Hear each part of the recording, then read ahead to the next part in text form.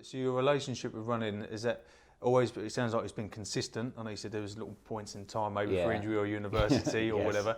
But has it always brought value to your life? Has it changed over the years with how you use running, for want of a better word? Has it always been about PBs for you at certain stages, and now it's about just getting in the outdoors? Do you love running in the outdoors? Do you run with others? Do you like running on your own? Kind of, how do you play around with I'd that running? say if I broke it down, at school it was all about running was a natural part of teams that I was in. So for example, I played football, right? So you're always running around a lot when you're playing football. And then in the summer season, I do athletics at the school I was at, and I ran 800 and 1500.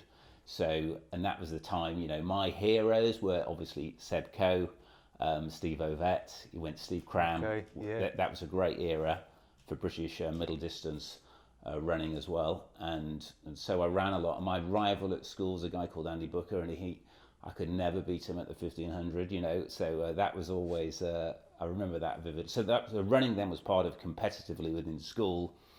And then from university, that was probably a blip and then once you get into work, I realized I was missing it. I was playing football on Sundays, Okay.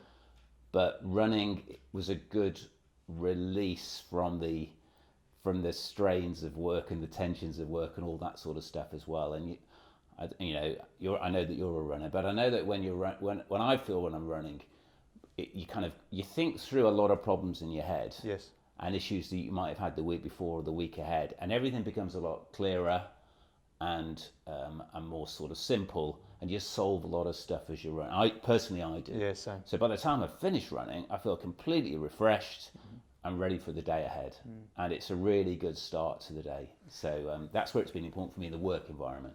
And talking about work, and you've mentioned off camera that you're a family man and you've got a son or sons or daughter. Yeah, I don't that's know right, exactly how many kids you've We've got 4 boys. Oh wow, 4 boys. Yeah. Okay, there you go. Okay. So with that in mind, have you always found that running, we've spoken about that consistency of it, but with the family life and the work life, is it something that you've been really conscious of to kind of look after yourself, that you kind of continue with being active, yeah? Definitely, I'm very conscious of that. I'm very, because I do think, it works well for me because, if you feel sort of fit and healthy, mentally you probably feel a bit, good about yourself as well. So do you know what I mean? It's sort of, I think it's pretty important to be conscious about it and know that sort of think to yourself, hang on, I'm putting on a bit too much weight here, and I need to sort of be a bit, or I'm drinking too much. It's easy, in the corporate world, it's very easy to get invited to a lot of business dinners, a lot of functions and so on. Maybe you're going out with friends as well, and it can be pretty sociable across that, either whether That's it be one way of putting it. Yeah, friends and family, but also from a business perspective as well. And you're just being careful.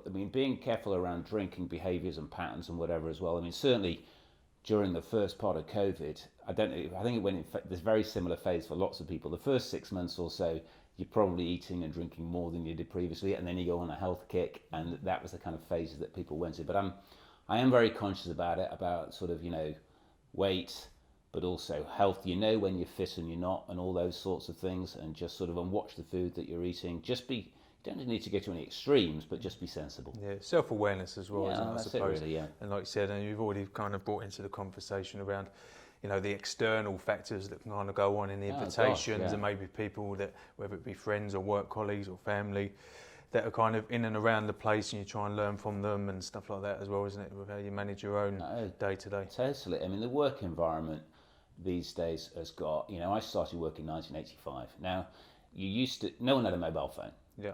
You used to no one had a laptop. No. You used to go home from work. Filofax days. Yeah, do you remember? Yeah, it was. Yeah, Faxes and all that sort of stuff. Yeah. You'd go home from work on a Friday night, and that was all that you didn't hear from work until you got back into work on Monday morning. That was it. Yeah. And also you go on holiday, and this is all through the 80s and a lot of the 90s. You go away on holiday, and you'd walk out of the office, and you'd literally go away on holiday, and that was it. Not a care in the world. And it's a very different world these days. I think the sort of the digital connection, the always on, the fact that you'll get my emails and WhatsApps over the weekend or whatever, and on holiday often you might join 1 or 2 meetings. So I think, given that sort of changing work environment, it's more important than ever to make sure you've got a side of you that's thinking, is my health okay? Am I eating properly? Am I exercising properly? Am I not drinking too much? You've got to get all those things right as well to allow you to do the other stuff. It's a lot to manage, eh? Yeah, there really is a lot to manage.